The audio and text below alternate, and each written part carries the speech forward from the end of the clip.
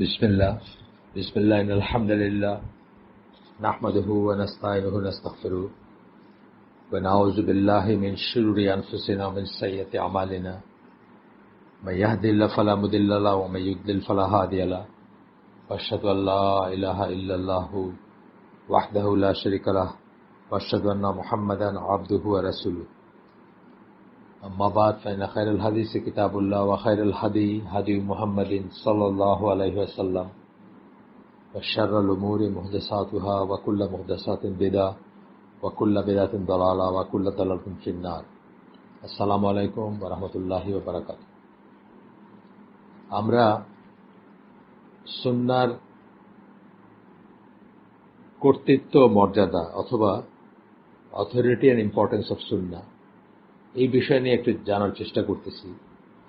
সুন্নাহ কাকে বলে, সুন্নাহর ডেফিনেশনগুলো কি, কে সুন্নাহ বললে আমরা কি বুঝবো বা নিজেরাও দৈনন্দিন জীবনে কিভাবে বুঝবো। আর একটা মূল অবজেক্টিভ ছিল যেটা বললাম যে আহলুস সুন্নাহ ওয়াল জামাত যেহেতু আমরা নিজেরা হইতে চাই বা সেটার অংশ হইতে চাই, যেহেতু সেটার কথা আল্লাহ রাসূল সাল্লাল্লাহু আলাইহি ওয়াসাল্লাম বলছেন যে একমাত্র তারাই জান্নাতে যাবে, বাকিগুলো জাহান্নামী হবে। বাকি ফেরকা, বাকি দল, উপদল, ফেরকা যেগুলো আছে চিরজাহান্নামী সেটা আমি বলতেছি না, বাট তারা জাহান্নামে এন্ড আপ করবে বা জাহান্নামী হবে। তো আমরা তো এক সেকেন্ডের জন্য জাহান্নামে থাকতে চাই না, এক সেকেন্ডের জন্য। কারণ মানুষ যদি জানতো, মানুষ কমপ্লেন করতে পারবে না জান্নাতের সুখ, স্বাচ্ছন্দ্য, প্রশান্তি এবং জাহান্নামের আযাব অথবা দুঃখ, কষ্ট কমপ্লেন করতে পারবে না, করা সম্ভব না। সেটা আল্লাহ সে ক্যাপাবিলিটি দেন নাই আমাদের। কিন্তু যদি করতে পারত, এক সেকেন্ডের জাহান্নামের বিনিময়ে বা এক মুহূর্তের জাহান্নামের বিনিময়ে তার কাছে যদি দুনিয়া এবং এই দুনিয়ায় যা কিছু আছে সব যদি তার হইতো, সব সে বিলাই দিত বা সবচেয়ে বিনিময় করতো, সেটার এতই ভয়ঙ্কর জাহান্নামের ব্যাপারটা, এতই ভয়ঙ্কর জাহান্নামের ব্যাপারটা, জাহান্নামের আযাব বা জাহান্নামের অবস্থানের যে টর্মেন্ট যেটাকে আমরা বলি, বা যে কষ্টটা বা যা ফেস করতে হবে। সুতরাং আমরা সেই দলভুক্ত হইতে চাই, আহলুস সুন্নাহ ওয়াল জামাত, তাইফা মানসুরা, ফিরকাতুন নাজিয়া, আহলুল আসার, আহলুল হাদিস, যাই বলেন, সেই দলভুক্ত হইতে চাই আমরা। কিন্তু আহলুস সুন্নাহ, সুন্নাহর লোক হব আমরা, কিন্তু সুন্নাহ কাকে বলে সেটা যদি না জানি তাতে হাস্যকর ব্যাপার হয়। সেটার একটা অবজেক্টিভ আমাদের, এটা জানার জন্য বা এটা জানার চেষ্টা করতেছি আমরা। আরেকটা জিনিসের জন্য চেষ্টা করতেছি যে পুরা এইটাই আমাদের ভুল হয়ে যায়। কি বলবো, স্কেলটা যেটা দিয়ে আমরা সবকিছু মাপবো সেটাই ভুল হয়ে যায় যখন আমরা মনে করি যে কোরআনে যা আছে সেটা শিরধার্য, কিন্তু সুন্নায় যা আছে সেটা ঢালাভাবে আমরা মনে করি যে মানলেও চলবে, না মানলেও চলবে, বা এটা সুপার নিউমারারি বা অ্যাডিশনাল বা অতিরিক্ত। অথচ আমরা দেখব যে আমরা যত পড়বো আমরা জানবো যে সুন্নাহর ভিতরে রাসূল যখন সাল্লাল্লাহু আলাইহি সাল্লাম যখন কিছু একটা আদেশ করছেন, ইম্পারেটিভ, সেটা কিন্তু আমাদের জন্য ফরজ বা ওয়াজিব হয়ে গেছে। সেটা মানলেও চলবে, না মানলেও চলবে, করলেও চলবে, না করলেও চলবে, সেরকম কিন্তু আর না। তো এই দুইটা প্রধান ব্যাপার আর কি, মানে যেগুলো আমাদের যেটা টার্গেট, যে জন্য আমরা জানবো যে সুন্নাহ কি বা সুন্নাহর অবস্থানটা কি। এছাড়াও আরো অনেকই আছে, সেটা আমরা শাখা প্রশাখা আছে, সেগুলোতে রইল। আমি জাস্ট মনে আসলো বললাম যে দুইটা প্রধান কারণ কেন আমরা এটাই করবো। আর আমরা তো প্রথম দিনই পড়ছি যে কেন আমরা এটাই ব্যাপারটা কেন ইম্পর্টেন্ট, সাবজেক্টটা জানা কেন ইম্পর্টেন্ট, এগুলো তো পড়ছি। তারপরে প্রধান দুইটা ব্যাপার আমি সহজ করে বললাম, আমাদের দৈনন্দিন লাইফে কিভাবে এটা আসে, মানে এফেক্ট আসে, সেটা বোঝানোর জন্য বললাম। তো আজকে যেটা আমরা করব, যে অংশটা পড়বো বা যে অংশটা শিখবো, তার আগে আমি ইসলামে কিন্তু অনেক ডিসিপ্লিন আছে, তাই না? অনেক ডিসিপ্লিনের আপনার মদিনা ইউনিভার্সিটিতে পড়তে যায় যারা, তারা দেখবেন অনেক কিছু নিয়ে পড়াশোনা করে। কেউ দাওয়া নিয়ে পড়াশোনা করে, কেউ উসুল ফিক নিয়ে পড়াশোনা করে বা শরিয়া নিয়ে পড়াশোনা করে, কেউ ফিক নিয়ে পড়াশোনা করে, ফতোয়াগুলা কিভাবে আসবে, কোনটা রুলিং কিভাবে আসবে সেটা নিয়ে পড়াশোনা করে, কেউ কোরআন নিয়ে পড়াশোনা করে। কোরআন যারা পড়ে তারা ধরেন উলুমুল কোরআন পড়ে, বা আপনার তাফসীর কিভাবে আসবে, কোরআনের বিশদ ব্যাপার আছে পড়ার, কোরআনিক সায়েন্স বা এই নিয়ে পড়ে। কোরআনের আনুষঙ্গিক ব্যাপার নিয়ে পড়ে, হাদিসের ডিসিপ্লিন আছে বা হাদিসের ডিপার্টমেন্ট আছে, হাদিস নিয়ে পড়াশোনা করে। সো অনেক রকমের স্কলার হইতে পারে ইসলামে। তার ভিতর থেকে আমরা 4 শ্রেণীর স্কলাররা সুন্নাহ বলতে কি বোঝান সেটা শিখব ইনশাআল্লাহ। এই 4 শ্রেণীর স্কলার হচ্ছেন ফকিহ, মুহাদ্দিস, উসুলি এবং আকীদা বিশেষজ্ঞরা। আমরা বললাম যে অনেক ব্রাঞ্চ আছে, অনেক শ্রেণীর স্কলার হইতে পারতেন, তার ভিতর 4 শ্রেণীর স্কলার যারা সুন্নাহকে কি ভাবতেছেন বা কি মনে করে বলতেছেন সুন্নাহ কথাটা, সেটা আমাদের খুব ম্যাটার করে। তাদের সম্বন্ধে মানে তারা কি ভাবতেছেন বা তারা কি বলতেছেন, সুন্নাহ দিয়ে কি বোঝাচ্ছেন সেটা ম্যাটার করে। এই জন্য এই 4 শ্রেণীর স্কলারদের সম্বন্ধে আমরা একটু জানবো যে এরা কারা। প্রথমে হচ্ছে ফকিহ যারা, তাদের যে ফিকহ সেটার মূল বিবেচ্য বিষয়টা কি, আর তাদের ফিল্ডটা কি, সাবজেক্টটা কি। ফকিহ হচ্ছেন কর্ম বা আমলের শ্রেণী বিভাগ অথবা মর্যাদা, তা ফরজ, ওয়াজিব, মুস্তাহাব অথবা মুবাহ যাই হোক না কেন, যে কোনো একটা কাজকে এটা করা কি ফরজ, এটা করা কি ওয়াজিব, এটা করা কি মুস্তাহাব, এটা করা কি মুবাহ, এটা কি হারাম, এটা কি মাকরু, এই ধরনের শ্রেণী বিভাগ যারা করেন, এটার উপর যারা এক্সপার্ট, যাদের কাছে আমরা যাই দৈনন্দিন জীবনে, খুব যাই যাদের কাছে, বেসিক্যালি আমরা কিন্তু ফকিহদের কাছে যাই। যদিও আমাদের আলেমরা সবাই যে একদম ফিকে স্পেশালাইজ সেটা না হইলেও আমরা যাদের কাছে যাই তারা এতই উচ্চ মর্যাদা সম্পন্ন বা এতই জ্ঞান আছে তাদের, আল্লাহ দিছেন, যে তারা একদম ফিকে স্পেশালাইজ না হইলেও আমরা যেসব দৈনন্দিন ফিকের জন্য যাই তাদের কাছে, সেগুলো তারা জানেন।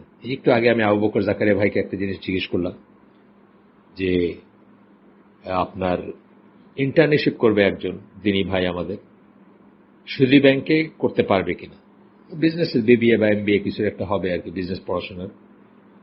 এখন সুদী ব্যাংকে করতে পারবে কিনা এবং সুদী ব্যাংক তাদেরকে পয়সাও দিবে, সেই পয়সা কি হালাল হবে না হারাম হবে ইত্যাদি।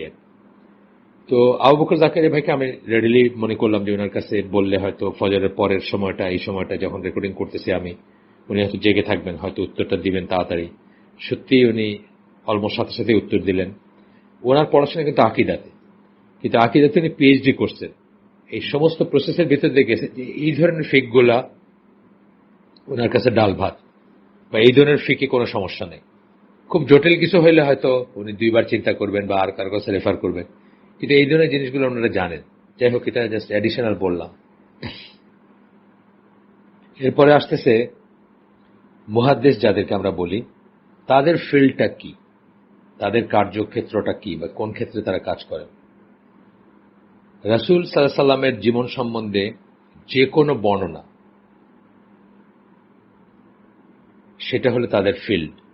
বর্ণনা, যে কোনো ধরনের বর্ণনা, কথার বর্ণনা, কাজের বর্ণনা, স্বভাবের বর্ণনা, আদতের বর্ণনা, যে কোনো কিছু। উদ্দেশ্য হচ্ছে কোন বর্ণনাগুলো সহি আর কোনগুলো সহি না সেটা নির্ধারণ করা। বর্ণনা যখন আসলো, হাদিসের স্কলারদের মেইন একটা কাজ হচ্ছে, বা হাদিস সম্বন্ধে নিয়ে যে ওনারা যে হাদিস বা রাসূলের জীবনের যে কোনো বর্ণনা নিয়ে যে কাজ করেন বা ঘাটাঘাটি করেন, তার মেইন একটা উদ্দেশ্য হচ্ছে কোনগুলো সহি এবং কোনগুলো সহি না, বা ক্লাসিফিকেশন করা। শুধু সহি আর সহি নার ভিতরে অনেক ক্যাটাগরি আছে, সহির ভিতরে তেমনি ক্যাটাগরি আছে। যেমন ধরেন, একটা হলো যে একেবারে মানে সন্দেহাতীতভাবে সহি, আর একটা হলো হয়তো বর্ণনাটা দুর্বল ছিল কিন্তু নানা ক্লজ বা নানা কিছু অ্যাপ্লাই করার পরে দেখা যাচ্ছে যেটা হাসান সহি বলেন ওনারা, হাসান পর্যায়ে উন্নতি করা যায়। হাসান মানে কি, মানে গুড, একদম পারফেক্ট বলতেছেন না, কিন্তু গুড বলতেছেন। এগুলো আমরা শিখবো, টার্মিনোলজিগুলো আমরা দেখবো পরে সব ইনশাআল্লাহ। তাহলে আমরা দুই শ্রেণীর স্কলার সম্বন্ধে পড়লাম, একটা হচ্ছে ফাকি, একটা হচ্ছে মুহাদ্দিস, ফিল্ডগুলো পড়লাম। 3 নম্বর শ্রেণীর স্কলার যারা, তাদেরকে আমরা বলি উসুলি। উসুল কথাটা হচ্ছে যে মূলনীতি বলি আমরা, না মূলনীতি বলি না, উসুল মূলনীতি। এদের ফিল্ডটা কি? এদের ফিল্ডটা হচ্ছে, মনে রাখতে পারবেন ইনশাআল্লাহ, জাস্ট একটু শব্দগুলোর সাথে থাকলে মনে রাখতে পারবেন, কারণ এগুলো বারবার আসবে, সেই জন্য আমি একটু আগে করে নিচ্ছি যে এরা কারা বা কি কি এদের ফিল্ডগুলা কি, সংক্ষেপে বলতেছি, তারপরে আবার বিস্তারিত যখন যাব তখন শুনবেন। আর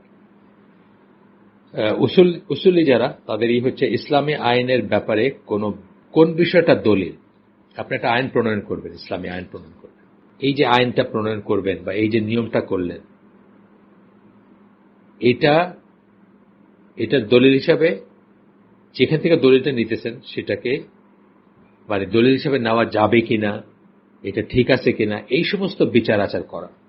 যে কোনো একটা কিছু তো মুখ দিয়ে বললেই হলো না, এগুলোর সবকিছুর কিন্তু ভিত্তি থাকতে হবে, ভিত্তি আছে। ভিত্তি ফিরে যাবে কোথায়? কোরআন সুন্নায়। আমরা যেহেতু সুন্নাহ নিয়ে আলোচনা করতেছি, সুতরাং সুন্নাহ, আল্লাহ রাসূলের কোন কথাটাকে আইন হিসাবে করা যাবে, কোন কথাটাকে যাবে না, বা নিয়ম হিসাবে বা ল হিসাবে, আল্লাহ রাসূলের কোন কথা, কোন কাজ বা কোন উদাহরণটা, কোন অ্যাকশনটা, কবে কোন ডিসিশনটা দিচ্ছেন, সেই ডিসিশনের উপর ভিত্তি করে পরবর্তীতে বলা হলো যে এটা ঠিক আছে, এটা ঠিক নেই, এই সমস্ত জিনিসগুলো যাদের গবেষণার বিষয়, তাদেরকে আমরা উসুলি বলি, সাবজেক্টটাকে উসুল ফিক বলি আমরা। এখানে একটা জিনিস আমরা পরে করব, পরে কথা বলবো, তারপরেও এটা নিয়ে পরেও কথা আসবে, তারপরেও বলে নিচ্ছি যে এনারা বা এই উসুল ফিক নিয়ে যারা কাজ করেন বা উসুলি যারা, তারা কিন্তু রাসূল সাল্লাল্লাহু আলাইহি ওয়াসাল্লামের নবুয়তের পরের অংশটাকেই শুধু কনসিডার করেন। নবুয়ত প্রাপ্তির আগে, অর্থাৎ 40 বছর বয়সের আগে ওনার লাইফে যে ঘটনাগুলো আছে, যে কথা আছে, যে কাজ আছে, ওগুলাকে কিন্তু তারা দলিল হিসাবে গ্রহণ করেন না। ওগুলো দলিল হিসাবে আমাদের উপর ওগুলা অবশ্য করণীয় না, বা আমাদের উপর ওইগুলার কর্তব্য বর্তায় না, বা আমাদের উপর কোনো কর্তব্য বর্তায় না যে আমরা ওইগুলাকে ভ্যালু করব এবং ওইগুলা অনুযায়ী জীবন পরিচালনা করব, সেটা আসে না আমাদের উপর। নবুয়তের পর থেকে যেটা, সেটাকেই কেবল আইন হিসাবেই করেন। আমরা জানবো তার লাইফ সম্বন্ধে, ওনার চরিত্র সম্বন্ধে জানবো, সেটা ঠিক আছে, সিরা পয়েন্ট অফ ভিউ থেকে জীবন, ওনার যে উন্নত চরিত্র ছিল, সবকিছু ঠিক আছে, কিন্তু আইন প্রণয়ন করতে গিয়া ওইগুলো কোনো দলিল হবে না, এটা আপনাদেরকে বোঝানোর জন্য বললাম। আর এরপরে হচ্ছে আকীদা বিশেষজ্ঞ যারা আকীদা নিয়ে পড়াশোনা করেন বা আকীদা নিয়ে কাজ করেন, তারা কি, তাদের ফিল্ডটা কি আমি বলতেছি শুধু এখানে, একজন মুসলিম কি কি বিষয়ে বিশ্বাস করার কথা, তার সাথে সম্পৃক্ত বিষয়গুলো কি কি। যখনই বলতেছি কি কি বিষয়ে বিশ্বাস করার কথা, তার মানে কি কি বিষয়ে বিশ্বাস করবে না সেগুলো অটোমেটিক্যালি এসে যায়, কোনটা বিশ্বাস করব আর কোনটা করব না, এবং সেই বিশ্বাসটা কারেক্ট, কতটুকু কারেক্ট, সেটার ভিতরে ফ্ল আছে কিনা, সেটার ভিতরে ছোট্ট একটু মিশে যায়। যেমন আসমা ও সিফাত নিয়ে, বা ধরেন আল্লাহ আরশের উপরে আছেন, এই কথাটা নিয়ে মুসলমানদের ভিতরে, বা যারা আপনার কি বলে, যারা খুবই সৈয়াকিদের মনে করি আমরা, বা সৈয়াকিদের মুসলিম, তাদের ভিতরে দেখবেন যে একটু শব্দের এদিক সেদিক হয়ে যাচ্ছে, যেটা কিন্তু আকীদা স্কলাররা টলারেট করেন না। তারা বলবেন না, এইভাবে বলা যাবে না। যেমন অনেকে বলে যে আরশের উপর সমাসীন, বসে আছে, এই কথা বলা যাবে না। আরশের সেন্সটা যদিও, আরশ কুরসি এগুলার সেন্সটা যদিও দুনিয়াবি সেন্সে একটা বসার অবস্থান বা বসার জিনিস বা বসার জায়গা, পা রাখার জায়গা, কুরসি, ফুটস্টুল যেটাকে আমরা বলি, এই ধরনের কথাগুলো আসে যখন আরশ এবং কুরসি বলি আমরা।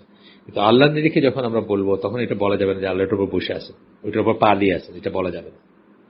ঠিক আছে, মানে কথাগুলো যদিও আর কিছু না থাকাতে আমরা এগুলাই ইউজ করতেছি, আরশ বলতে একটা জিনিস বুঝতেছি, কুরসি বলতে একটা জিনিস বুঝতেছি, কিন্তু আল্লাহ সম্বন্ধে যখন বলবো, আমরা বলবো না যে আল্লাহর উপর সমাসীন, আল্লাহ উপর বসে আছেন, বা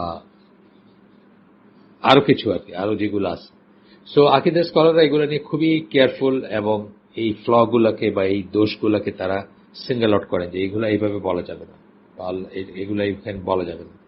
যদিও শুনতে সুন্দর লাগতে পারে বা অ্যাপারেন্টলি কারেক্টই মনে হতে পারে যে আমরা সারা জীবন জানছি আল্লাহ সর্বত্র বিরাজমান, শুনতে এটা কোনো রকমই মনে হয় না, এবং এই মনে সত্যিই তো আল্লাহ বলতেছেন আল্লাহ আমি তো নিকটেই আসি। বা অন্ধকার রাত্রিতে কালো পাথরের নিচে একটা কালো পিঁপড়া যে হাঁটে বা একটা গাছের পাতা পড়ে, আল্লাহ সে সম্বন্ধেও জানেন। তো এই কথাগুলোর সাথে ওই জিনিসটা যায় যে আল্লাহ সবখানে আছেন। কিন্তু আমরা বয়সকালে কি জানলাম যে এই কনসেপ্টটা ভুল। আল্লাহ সবকিছু জানেন, কিন্তু আল্লাহ সবখানে উনি বাই হিজ এসেন্স, জাত যেটাকে আমরা বলি, আল্লাহর যে সত্তাগতভাবে উনি সবখানে বিরাজ করতেছেন না। এটা এই যে ফাইনাল পয়েন্টসগুলো, এগুলো নিয়ে কাজ করা হচ্ছে আকীদা বিশেষজ্ঞদের কাজ। ঠিক আছে, কোন বিষয়গুলো বিশ্বাস করব, কোন বিষয়গুলো বিশ্বাস করব না, অথবা কোন বিশ্বাসটার ভিতরে ফ্ল আছে, কোন বিশ্বাসের সামান্য একটা কথার জন্য এটা একটা ভ্রান্ত কথা হয়ে যাচ্ছে বা ভুল কথা হয়ে যাচ্ছে বা আকীদা ত্রুটি হয়ে যাচ্ছে, এই সমস্ত নিয়ে ডিটেলস গবেষণা করা হচ্ছে আকীদা বিশেষজ্ঞদের কাজ। ঠিক আছে, আমি জাস্ট একটা টাচ করে গেলাম এটা যাতে আমরা আগাইতে পারি। পরবর্তী কথাগুলো যখন বলবো তখন যেন আমরা বুঝি যে কাদের কথা বলতেছি আমরা। আচ্ছা, এখন আসেন ফিকহ শাস্ত্রবিদদের বা ফকিদের ব্যবহারে সুন্নার সংজ্ঞা কি। এখানে আমরা দ্বীনি জ্ঞানের বিভিন্ন শাখা প্রশাখায় প্রাপ্ত সুন্নার যত সংজ্ঞার কথা আলোচনা করব, মানে আমরা এখন তো অনেক সংজ্ঞার কথা আলোচনা করব, তার মাঝে ফিকহ শাস্ত্রবিদরা যে অর্থে সুন্নাহ শব্দটিকে ব্যবহার করে থাকেন, তারা যখন সুন্নাহ বলবেন কথাটা, সেটাই আবিধানিক অর্থে সুন্নাহ শব্দটির সবচেয়ে নিকটবর্তী। আবিধানিক অর্থে সুন্নাহ শব্দটির সবচেয়ে কাছে। আবিধানিক অর্থে অর্থাৎ একটা অভিধান বা একটা ডিকশনারিতে গেলে আমরা সুন্নাহ শব্দটা যে অর্থ পাবো, সেটার সবচেয়ে কাছে হচ্ছে ফিকহ শাস্ত্রবিদরা বা ফকি যারা, তারা যেভাবে সুন্নাহটাকে বলবেন, সুন্নাহ ব্যবহার করবেন কথাটা, সেটা।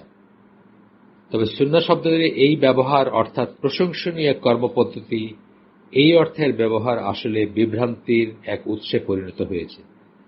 ঢালাওভাবে এই অর্থে ব্যবহার করার জন্যই কিন্তু অনেক বিভ্রান্তি আসে। আর আবিধানিক অর্থটা কি ছিল আপনাদের মনে আছে? এডওয়ার্ড উইলিয়াম লেনের ডিকশনারি থেকে আমরা পড়ছিলাম, কাজকর্মের, আবার একটু বলি, এইখানে হয়তো এই বলাটা কাজে লাগবে আপনাদের, কাজকর্মের বা আচরণের বা জীবনের একটা পথ, রাস্তা, নিয়ম, নীতি, সেটা ভালো হইতে পারে, খারাপও হইতে পারে, অনুমোদিত হইতে পারে, অননুমোদিত হইতে পারে। একটা পদ্ধতি যেটা পূর্ববর্তী প্রজন্মের লোকদের দ্বারা প্রতিষ্ঠিত হয়েছে, তারা যা প্রতিষ্ঠিত করতে চেয়েছে এবং পরবর্তী প্রজন্মের লোকেরা যা করার চেষ্টা করেছে, এই সব কথাগুলা সুন্নাহর আবিধানিক অর্থ। তিনি বলতেছেন যে ফকিরা যে এসেন্সে বলেন, সেটা হচ্ছে সুন্নাহ শব্দের আবিধানিক অর্থের সবচেয়ে নিকটবর্তী, মানে এটা সবচেয়ে কাছের আইডিয়া। এবং এই ব্যবহার অর্থাৎ প্রশংসনীয় একটা কর্মপদ্ধতি হিসাবে তারা ব্যবহার করেন কথাটা, প্রশংসনীয় একটা পদ্ধতি হিসাবে, বা আমাদের দেশে প্রচলিতভাবে এইটাই সবচেয়ে ওয়াইডলি ব্যবহৃত একটাই সেন্স। এবং এইটা বলতেছেন যে বিভ্রান্তির একটা উৎস। আর এইটাকে আমরা ধরে নিয়ে যে এইটাই সুন্নাহর একমাত্র অর্থ, অথবা সুন্নাহ বলতে আমরা এইটাই বুঝবো, এটা ধরে নেওয়াটা একটা বিভ্রান্তির কারণ। সেই জন্য আমরা অনেক সময় অনেক পয়েন্ট মিস করি, বা অনেক সময় অনেক কিছুর গুরুত্বটা বুঝি না। অনেক বেশি গুরুত্বের একটা জিনিসকে কম গুরুত্ব দেই, অথবা অনেক কম গুরুত্বের একটা জিনিসকে বেশি গুরুত্ব দিই, যেহেতু সুন্নাহ বলতে আমরা একটা রিকমেন্ডেড সবসময় বুঝি। ঠিক আছে, রিকমেন্ডেড বাই যখন বুঝি, কর্মপদ্ধতি, প্রশংসনীয় কর্মপদ্ধতি বুঝি। ইসলামিক আইনের একটা উৎস হিসাবে ফিকহ শাস্ত্রবিদরা সুন্নাহ শব্দটি ব্যবহার করে থাকেন। এরকমটা যখন করা হয়, তখন আসলে উসুলিরা যে অর্থ ব্যবহার করেন, তার কাছ থেকে অর্থটা তখন ধার নেওয়া হয়। ফিকহ শাস্ত্রবিদরা কখনো ইসলামী আইনের উৎস বোঝাইতেও এটা ব্যবহার করে থাকেন, কিন্তু এটা তাদের ইউজুয়াল যেভাবে ব্যবহার করেন তা না। এই যে উসুলিদের কথা বললাম, উসুলিরা অর্থাৎ যারা আইনের থিওরিটিক্যাল দিকটা দেখেন, কোনটা আইন প্রণয়ন করা যাবে, কোনটা করা যাবে, কোনটার উপর ভিত্তি করে করা যাবে, সেখান থেকে অর্থটা ধার নেই। আচ্ছা, যাই হোক, এটা জাস্ট একটা আন্ডারস্ট্যান্ডিং এর জন্য বললাম। আমরা এই পর্যায়ে কেবল ফিকহ শাস্ত্রবিদদের বা ফকিদের নিজস্ব জগতে সুন্নাহ শব্দটি যে সংজ্ঞা, সেটা নিয়ে আলাপ করব ইনশাআল্লাহ। সেই সংজ্ঞাটা কি? আমরা বলছি যে ডিকশনারির সংজ্ঞা সবচেয়ে কাছে। কি বোঝান? প্রশংসনীয় একটা কর্মপদ্ধতি বোঝাইতে তারা এটা ইউজ করে, সুন্নাহ কথাটা ইউজ করে। আচ্ছা, এরপরে আসতেছে যে বেশিরভাগ ক্ষেত্রে ফকিহ বা ফিকহ শাস্ত্রবিদ যারা কোন একটা নির্দিষ্ট কাজের ফতোয়া নিয়ে গবেষণা করে থাকেন। একটু আগে আমরা বলছি যে যখন আমরা ফকিহদের কাছে আমরা কখন যাই, আমি এটা কি করব বলেন তো, আমার তো এখন মনে হচ্ছে আমার নামাজটা হয় নাই, আমি কি আবার পড়বো, আবার রিপিট করব? ধরেন কথার কথা আমি বলবো, তখন উনি আমাদের বলবেন না না, এটা করার দরকার নেই, অথবা এটা করার দরকার আছে। যেমন ধরেন অনেক বয়সে আমি জানছি যে আপনার কাপড়ে যদি অপবিত্রতা লেগে থাকে, আপনি নামাজ পড়ে শেষ দেখলেন যে আপনার কাপড়ে কাকের গু বা এই ধরনের কোনো জিনিস লেগে আছে যেটা নাপাক, এখন আপনি কি করবেন? আবার কি নামাজ পড়বেন, নাকি আপনার নামাজ হয়ে গেছে? এই ব্যাপারটা ধরেন জানতে আমরা কার কাছে যাবো? একজন ফকিহ বা ফিকহ শাস্ত্রবিদের কাছে যাব। উনি আমাদেরকে বলবেন যে না, এটা পড়ার দরকার নাই, কারণ ওনার গবেষণা আছে যেটার উপর ভিত্তি করে বলবেন যে পরিধেয়তে থাকলে আর সেটা যদি অজানা থাকে তাহলে সেটা আর রিপিট করার দরকার নেই নামাজ। কথার কথা আমি জাস্ট উদাহরণ দিলাম। এরপরে বলতেছেন যে সাধারণভাবে যে কোনো কাজকে নিম্নলিখিত 5টি শ্রেণীর একটাতে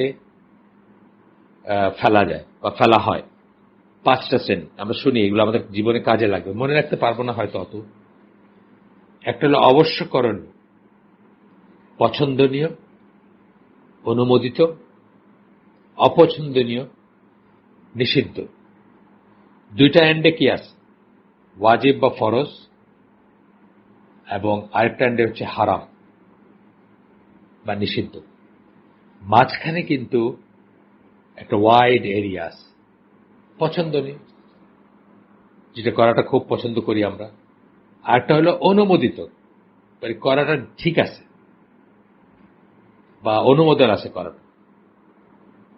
আরেকটা কি? অপছন্দনীয়, মাকরু, যেটাকে আমরা অনেক সময় বলে থাকি। অপছন্দনীয়, না করলে ভালো, করা ভালো না। যেমন ধরেন রাত জাগাটা, ধর কথার কথা, বা এই ধরনের আরো পাবেন যেটা অপছন্দনীয় কিন্তু এটা হারাম বলা যাবে না, মানে নিষিদ্ধ বলা যাবে না।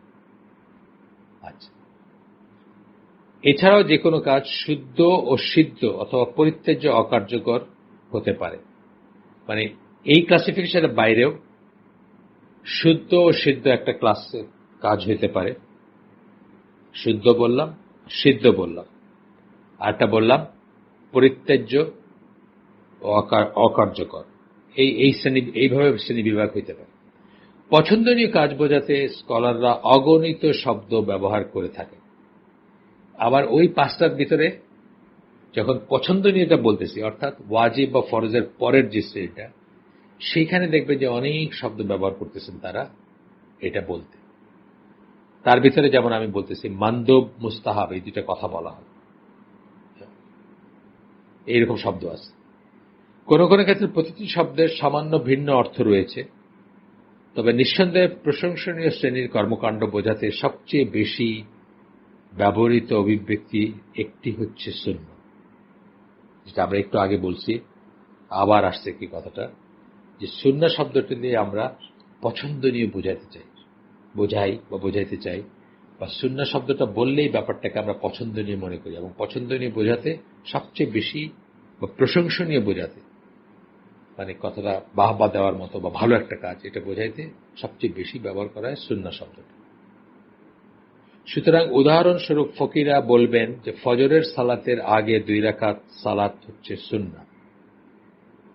এর অর্থ হচ্ছে এই যে ওই 2 রাকাত সালাত ফরজ বা অবশ্যকরণীয় নয়, তথাপি তাদের মর্যাদা বা পুরস্কার এমন এক পর্যায়ের যে তা তাদেরকে নিছক অনুমোদিত কাজের চেয়ে অধিকতর মর্যাদা সম্পন্ন অবস্থান দেয়। জাস্ট অনুমোদিত না, হাইলি রিকমেন্ডেড বা করাটা উচিত। যেমন ফজরের সালাতের আগেরটা বলছেন, এটা যেমন ধরেন এটা কখনো কাউকে ছাড়তে দেখবেন না ইউজুয়ালি, অথচ কিন্তু এটা ফরজ পর্যায়ের না। কেন? এটা খুব হাইলি রিকমেন্ডেড। আল্লাহ রাসূল সাল্লাল্লাহু আলাইহি ওয়াসাল্লাম খুব রেয়ার কোন অকেশনে হয়তো ছাড়ছেন এটা। এটা কিন্তু একটা আন্ডারস্ট্যান্ডিং, কিন্তু জানেন তো, যেটাকে আমরা সুন্নাহ বলি, যখন ফরজ থেকে সুন্নাহটাকে আলাদা করি, সেটা যতই ফজিলতপূর্ণ হোক না কেন, বুঝতে হবে যে কখনো না কখনো উনি এটা ছাড়ছিলেন, এই জন্য এটা সুন্নাহ।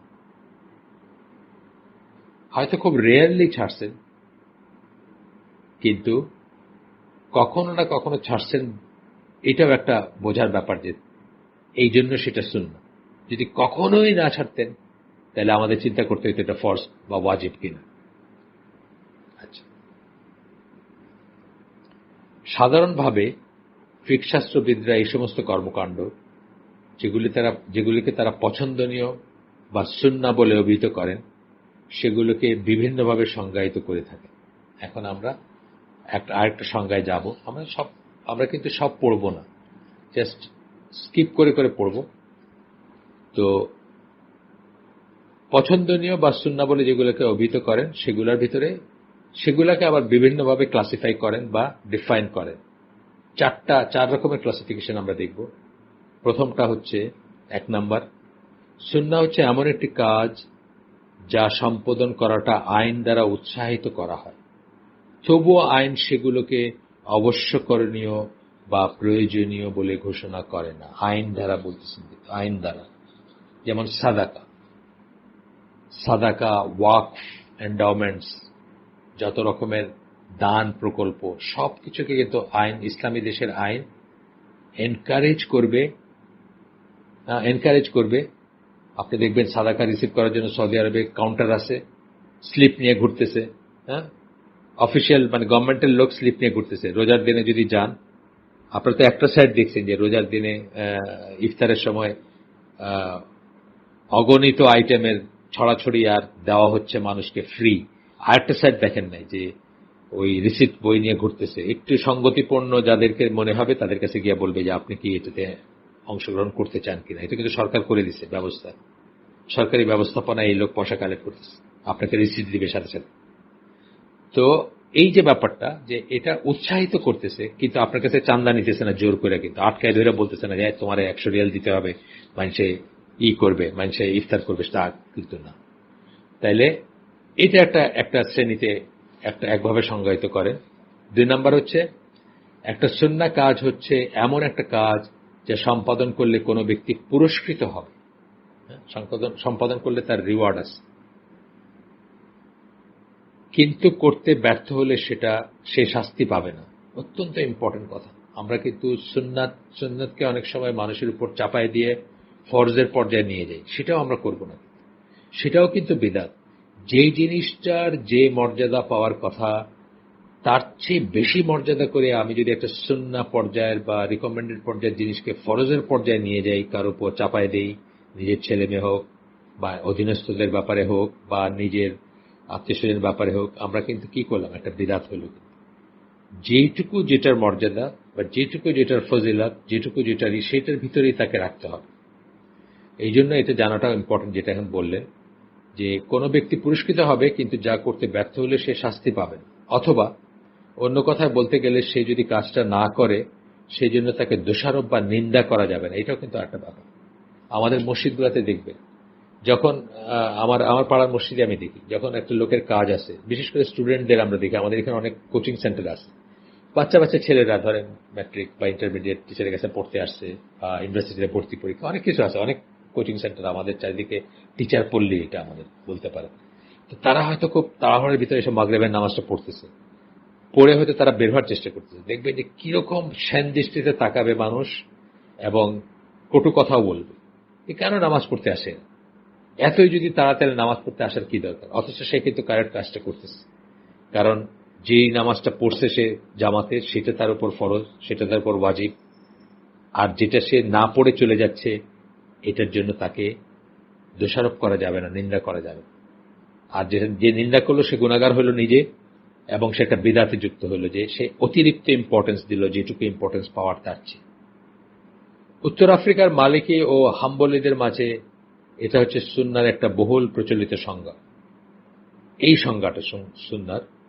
উত্তর আফ্রিকার মালিকি এবং হাম্বলীরা এইভাবে সুন্না যখন বলবেন তখন এটা বোঝাবেন যে পুরস্কৃত হবে, না করলে তারে কিছু বলা যাবে না, কি করা যাবে না। বাট এটা ভুল যে আমরা তা বলতেছি না, বাট এটাও আরেকভাবে বলা।